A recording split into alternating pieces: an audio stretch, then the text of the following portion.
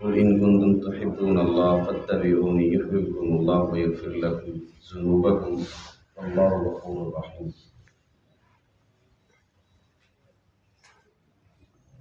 اللہ رب العالمین کی صفات میں سے الرحمن الرحیم،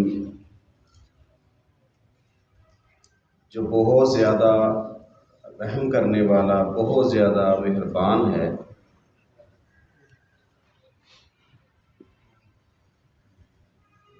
اللہ رب العالمین اپنے بندوں سے بہت زیادہ محبت رکھتے ہیں۔ صرف محبت نہیں، پھر اللہ آسمانوں پر جو معزز مجلس ہے ان کے اندر بھی اپنے اس بندے کا تذکرہ کرتے ہیں کہ میں فلاں بندے سے محبت کرتا ہوں۔ تو اللہ کی محبت حاصل کرنے کے بہت سارے ذرائع، بہت سارے اعمال جو رسول اللہ صلی اللہ علیہ وسلم نے بتلائے، انسان ان اعمال کو کرے تو وہ اللہ کی محبت حاصل کر لے گا، وہ اللہ کے قریب ہو جائے گا، وہ اللہ کا تقرب پا لے گا۔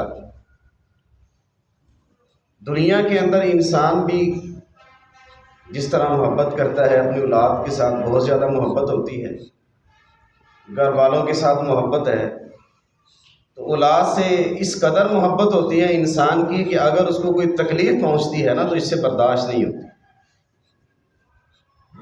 تو اگر اس کا ہاتھ انسان جلا دے یا اس کا ہاتھ جل جائے تو انسان کی کیفیت کیا ہوتی ہے؟ تو میرا رب تو اس سے بھی زیادہ مہربان ہے، وہ اپنے بندے کو آگ میں کیسے داخل کرے؟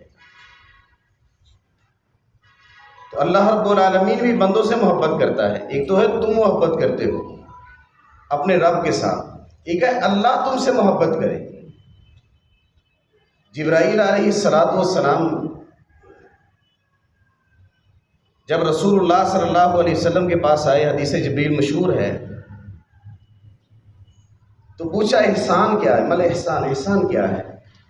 ایک احسان ہے جو ہم کرتے ہیں دنیا کے اندر ایک دوسرے کے اوپر، ایک احسان جو اللہ رب العالمین فرشتے کو، جبرائیل علیہ السلام کو دے کر آسمان سے سوال کی شکل میں بھیجتے ہیں، پوچھئے احسان کیا ہے؟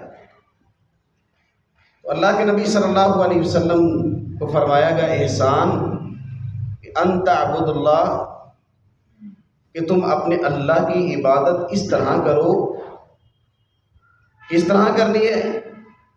کہ تم اپنے رب کو دیکھ رہے ہو، یا یہ نہیں، یہ کیفیت تمہارے اندر نہیں آتی ہے تو فَإِنَّهُ تَرَى، تو پھر اللہ تمہیں دیکھ رہا ہے۔ کہ اپنے رب کی عبادت اس طرح کرو، اس کے اندر اتنا خشوع و خضوع لے کر آؤ کہ تمہارا رب تمہیں دیکھ رہا ہے۔ تو عبداللہ بن عمر رضی اللہ تعالیٰ عنہ فرماتے ہیں کہ رسول اللہ صلی اللہ علیہ وسلم نے فرمایا کہ ایسے بندے کہ جو اپنے رب کی طرف نظر رکھتے ہیں کہ میرا رب مجھے دیکھ رہا ہے، یا ان کی کیفیت یہ ہوتی ہے میں اپنے رب کو دیکھ رہا ہوں، تو ایسے بندوں کی جو کیفیت ہوتی ہے، خشوع و خضوع ہوتا ہے عبادت کے اندر، تو نبی کائنات صلی اللہ علیہ وسلم فرماتے ہیں کہ اللہ اپنے بندے سے جس طرح اس کی نظر ہے اس سے بھی زیادہ نظر اپنے بندے پر رکھتا ہے، کہ جب تم اپنی نظر ہٹا لیتے ہو تو اللہ بھی اپنی نظر ہٹا لیتا ہے۔ تو اللہ کے نبی صلی اللہ علیہ وسلم نے فرمایا کہ ہم صحابہ کرام رضوان اللہ اجمعین، عبداللہ بن عمر فرماتے ہیں کہ ہم نے مغرب کی نماز رسول اللہ صلی اللہ علیہ وسلم کے ساتھ پڑھی، تو ہم بیٹھے رہے، جنہوں نے جانا تھا وہ اپنے گھروں کی طرف اٹھ کر چلے گئے، تو ہم وہیں پر انتظار کر رہے ہیں۔ تو اللہ کے نبی صلی اللہ علیہ وسلم مسجد کی طرف تیزی کے ساتھ آئے، سانس پھولا ہوا تھا، آپ کی شلوار ٹخنوں سے اوپر تھی، اٹھائی ہوئی ایسے، تو اللہ کے نبی صلی اللہ علیہ وسلم نے فرمایا خوش ہو جاؤ۔ فرمایا کس بات پر خوش ہو جائیں؟ تو اللہ کے نبی صلی اللہ علیہ وسلم نے فرمایا کہ اللہ نے آسمانوں پر ایک دروازہ کھولا جو رحمت کا دروازہ ہے، ایک دروازہ کھولا، اور پھر فرشتوں کو یہ بات فرمائی، فخر کرتے ہوئے اللہ نے، مسکراتے ہوئے اللہ نے یہ بات ارشاد فرمائی کہ میرے اس بندے کو دیکھو کہ جو مسجد کے اندر بیٹھا ہے، ایک نماز کے بعد دوسری نماز کا انتظار کر رہا ہے، اور اللہ رب العالمین آسمانوں پر فخر کر رہے ہیں اپنے اس بندے پر، فرشتوں کی مجلس کے اندر فرمایا کہ یہ بندہ دنیا کے اندر ایک نماز پڑھ کے دوسری نماز کا انتظار کر رہا ہے، میں اس سے کتنی محبت کرتا ہوں۔ اللہ فرشتوں کے اندر اس بات کا چرچا کرتے ہیں اور فخر کے ساتھ بیان کرتے ہیں کہ اس بندے کی حالت دیکھو، یہ ایک نماز پڑھ کے دوسری نماز کا انتظار کر رہا ہے اور مجھ سے مغفرت کا سوال کرتا ہے۔ تو ایمان والی تو یہ ہے کہ جن سے اللہ محبت کرتا ہے، اور اللہ کی محبت یہ ہے کہ اللہ آسمانوں پر فرشتوں کی مجلس کے اندر پھر اس کا تذکرہ کرتے ہیں، اور جبرائیل علیہ السلام کو پھر اعلان کرواتے ہیں کہ جبرائیل میں اس بندے سے محبت کرتا ہوں، تم بھی اس بندے سے محبت کرو۔ اور جبرائیل علیہ السلام فرشتوں کی مجلس کے اندر کہ اللہ اس بندے سے محبت کرتے ہیں، فرشتے بھی اس بندے سے محبت کرتے ہیں کہ جس سے اللہ محبت کرتا ہے، اور پھر اللہ دنیا کے اندر جو لوگ رہتے ہیں ان کے دلوں میں اس بندے کی محبت کو ڈال دیتے ہیں۔ اس محبت کو حاصل کرنے کا ذریعہ کیا ہے کہ اللہ ہم سے محبت کرے، جو اللہ کے ولی ہیں، جو اللہ کے دوست ہیں۔ اللہ رب العالمین نے اس آیت مبارکہ کے اندر یہ بات سمجھائی، قُلْ إِن كُنتُمْ تُحِبُّونَ اللَّهَ فَاتَّبِعُونِي يُحْبِبْكُمُ اللَّهُ، فرمایا کہہ دیجئے ان لوگوں سے، قُلْ إِن كُنتُمْ تُحِبُّونَ اللَّهَ، ان لوگوں سے کہہ دیجئے کہ اگر وہ اللہ سے محبت کرنا چاہتے ہیں، میں اللہ کا قرب حاصل کرنا چاہتے ہیں، تو ان کو کرنا کیا ہے؟ فَاتَّبِعُونِی، تو میں محمد صلی اللہ علیہ وسلم کی اتباع کرنی ہے۔ تو اس سے فائدہ کیا ہوگا کہ انسان، آج ہماری زندگیاں اطاعت سے خالی ہیں۔ خالی کیا ہے؟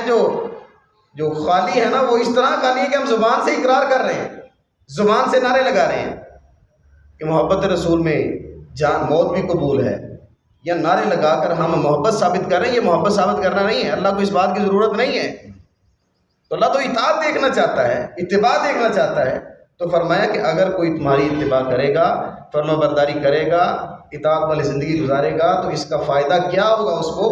یحببکم اللہ، اللہ بھی اس سے محبت کرے گا۔ اور صرف محبت نہیں، فرمایا کہ اللہ رب العالمین اس کے بدلے میں یحببکم اللہ ویغفر لکم ذنوبکم، اللہ تمہارے گناہوں کو اس کے ذریعے معاف کر دے۔ اللہ غفور الرحیم، اللہ معاف کرنے والا ہے۔ تو رسول اللہ صلی اللہ علیہ وسلم نے فرمایا کہ اگر تم چاہتے ہو کہ اللہ تم سے محبت کرے تو پھر کیا کرنا ہوگا تمہیں؟ دنیا کے اندر رہتے ہوئے جو اللہ رب العالمین کو سب سے پسندیدہ عمل ہے وہ یہ ہے کہ اگر تم اللہ کی عبادت کرتے ہو تو اس پر ہمیشگی دوام اختیار کرو۔ دوام کیسے ہے کہ انسان اگر جوش آیا، اس کو ایمان بڑھا ہے اس کا، تو وہ نماز کے اندر پہل کر رہا ہے، نفل جو ہے نا، جیسے رمضان آیا ہے تو اس کے اندر انسان نفل کی طرف دوڑتا ہے، قرآن کی تلاوت کی طرف دوڑتا ہے، ذکر و اذکار کی طرف اس کا ایمان بڑھتا ہے کہ میں اور زیادہ ذکر کروں، قرآن کی تلاوت کروں، صدقہ اور خیرات کروں۔ رمضان کی جو رغبت ہے اس کی رمضان کے اندر وہ نیک اعمال کی طرف ہے، تو انسان زیادہ دوڑتا ہے۔ تو پھر جیسے ہی رمضان گزرتا ہے تو انسان کا ایمان جو ہے نا وہ کمزور ہونا شروع ہو جاتا ہے، وہ عبادات سے غافل ہونا شروع ہو جاتا ہے۔ تو اللہ کے نبی صلی اللہ علیہ وسلم نے فرمایا اللہ کو یہ چیز پسند نہیں ہے۔ اللہ کو کیا پسند ہے؟ ادومھا وان قل، کہ اگر تم نے کوئی عمل کرنا ہے نا تو تھوڑا کر لو لیکن ہمیشگی اس پر کرو۔ یہ نہیں کہ انسان پہلے جناب جوش اس کو آیا ہے تو عبادات کے اندر خوب محنت کر رہا ہے۔